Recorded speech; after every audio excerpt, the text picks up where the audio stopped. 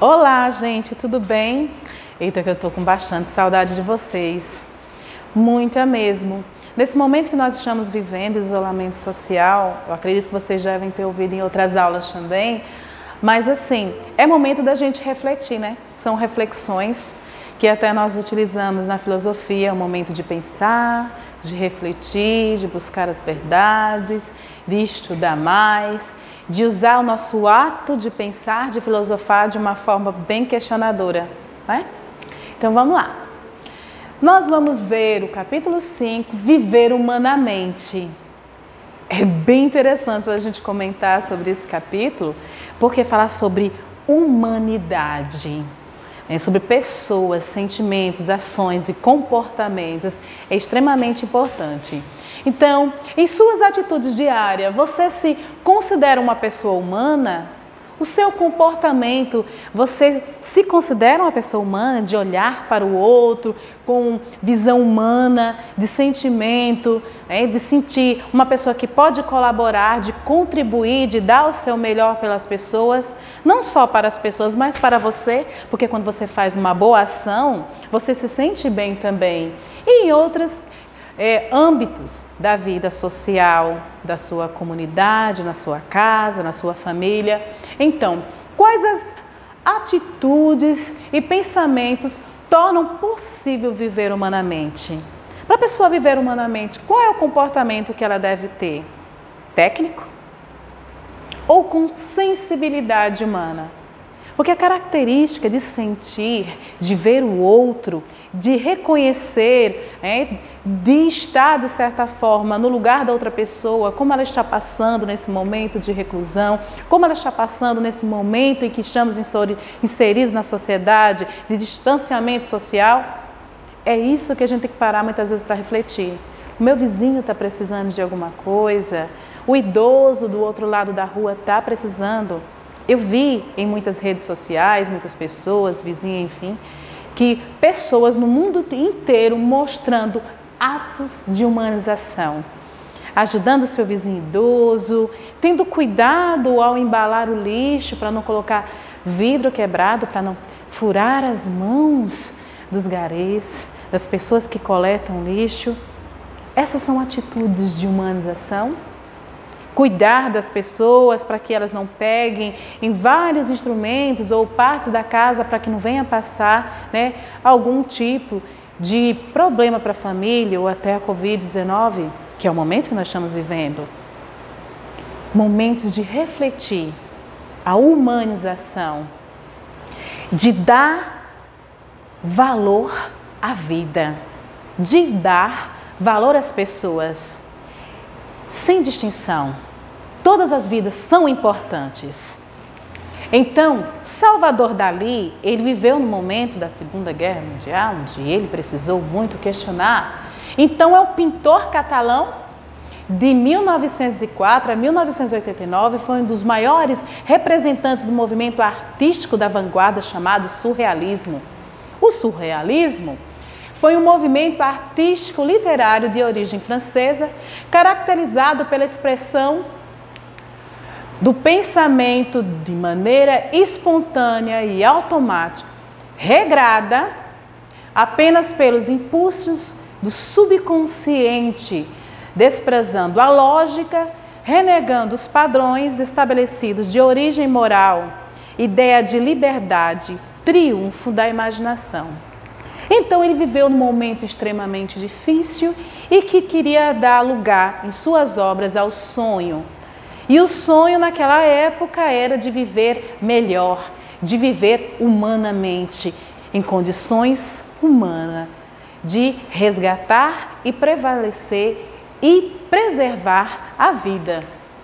Então, vários quadros foram pintados por ele para mostrar essa imagem surrealista. Eu trouxe Soneto Africano, O Sono, Barco com Borboletas. Isso é tudo tirado da imaginação, do subconsciente. E a ideia surrealista é essa, tá? Tá tudo inspirado nas obras de Sigmund Freud, tá? E Sigmund Freud, gente, foi um dos psicanalistas extremamente importante que estudou o subconsciente, as ideias do subconsciente das pessoas. E aí o artista catalão, inspirado no pensamento de Freud, começou a pintar várias obras no tempo que ele estava vivendo de situações difíceis perante a guerra, e ele passou a pintar imagens de um futuro que ele queria melhor, de ideias melhores, de ideias de pessoas que nascessem num mundo mais humanizado, num mundo mais feliz, com pessoas com sentimentos, sensações de conquistas, de sentimentos humanos, bons, de futuro para todas as pessoas.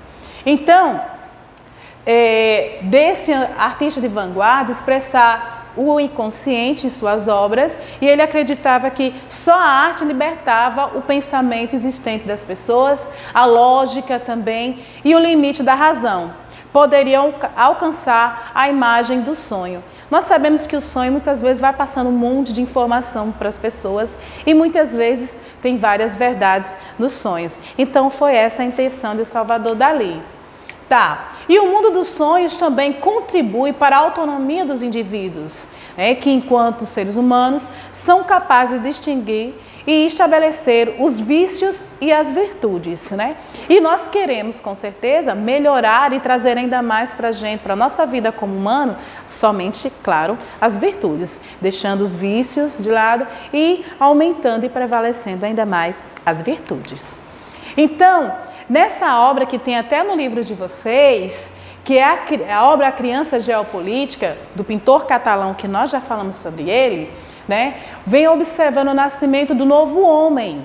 Em 1943, o pintor Salvador Dalí, ele questionava a constituição da humanidade em um período conturbado, como eu já falei anteriormente, da Segunda Guerra Mundial. Percebe-se que um novo homem nasce a partir dos conflitos da guerra. Vocês podem perceber aqui, que está nascendo um novo homem. Está a mulher apontando para esse novo homem, a criança está observando esse nascimento. E o que significa esse nascimento? Sair de um momento conturbado em que ele se encontra para um novo mundo, uma nova visão, uma visão humana, com virtudes, com pensamentos que possam trazer um mundo melhor. Claro, nós podemos remeter à nossa vida atual. Nós queremos o nascimento de um novo mundo. Essa obra é bem conveniente para que a gente possa também refletir, porque a filosofia é isso, é momento de reflexões, de questionamento. Como nós estamos vivendo agora? Daqui a alguns meses, daqui a alguns dias, nós estaremos renascendo e com a visão humana, de humanidade, de humanização, de sentimentos cheios de virtudes. Então, pensar sobre a condição humana dos seres humanos, a natureza de suas ações, é algo da filosofia. A filosofia tem esse trabalho de fazer com que a gente venha questionar. Immanuel Kant diz assim, não se aprende filosofia, mas se aprende a filosofar. Então nós filosofamos como? Questionando, refletindo o que está acontecendo na sociedade, o que é que está acontecendo no momento, na minha vida, enfim. E aí, a gente, com esta reflexão, a gente passa a ter momentos de sentimentos humanos. É aí que a gente pode instigar o crescimento das virtudes. Tá, a condição humana permitiu estar à frente da natureza em uma posição de destaque e controle, porque o ser humano tem a capacidade de inventar, produzir e se comunicar. Nós sabemos que o homem é um ser que o tempo inteiro está inventando, criando, mas vamos parar. Com toda a tecnologia que nós temos, com todo o aparato de redes sociais, tudo que existe à nossa volta, a gente já parou para refletir humanamente a condição da vida de outras pessoas, de outras famílias que não têm o mesmo aparato, que estão com problemas assim financeiros, com dificuldade até para o seu próprio sustento de alimentação, de moradia, enfim. Esse momento realmente é um momento para refletir. E não só esse, como vários outros na história. O homem tem que sempre perpassar pela história, analisando o processo de humanização não é fácil. Mas nós podemos sim olhar para o outro, tentar contribuir com ações, com palavras, com gestos. A virtude sempre tem que prevalecer na nossa vida. Então, nós podemos perceber nessa imagem aqui, que existem máquinas para tudo. até para fazer exercícios pela gente. Vocês sabem que tem esse tipo de máquina. E o homem cada vez mais vai evoluindo tecnologicamente, construção civil, na parte de conhecimento, de você conversar com outra pessoa do outro lado do mundo em questões de segundos através das redes sociais. Mas muitas vezes você não conhece e não conversa com seu vizinho que pode estar passando com uma necessidade muito grande, ou no bairro do lado, ou na sua própria cidade. O processo de humanização é muito em conjunto com a civilização e desenvolvimento do homem. Nós não podemos só crescer tecnologicamente ou construir e inventar. Nós temos que prevalecer o nosso processo de humanização, de olhar para o outro com carinho, com amor, dando o nosso melhor, tá? Então, analisar criticamente a relação entre avanços tecnológicos e a desigualdade social. Essas habilidades foram aprimoradas durante os séculos, o que permitiu atingir um patamar civilizatório em que a humanidade está em processo de desenvolvimento e que proporcionou modificação do mundo à sua volta. Eu trouxe essa imagem aqui, esse GIF, para vocês possam perceber que esse óculos vem mostrando as visões. De um lado, uma visão meio distorcida, mas que dá realmente para perceber, mas é um mundo tecnológico, de informações, como é que estamos vendo o mundo. E o outro está propositalmente quebrado. As pessoas estão vendo de uma forma desfigurada ou até mesmo melhor. Então, como é que nós estamos vendo o mundo atualmente? Nós estamos ajudando? Nós estamos contribuindo? Nós estamos passando mensagens verdadeiras de humanização que possa evoluir as virtudes, tanto sua quanto das outras pessoas?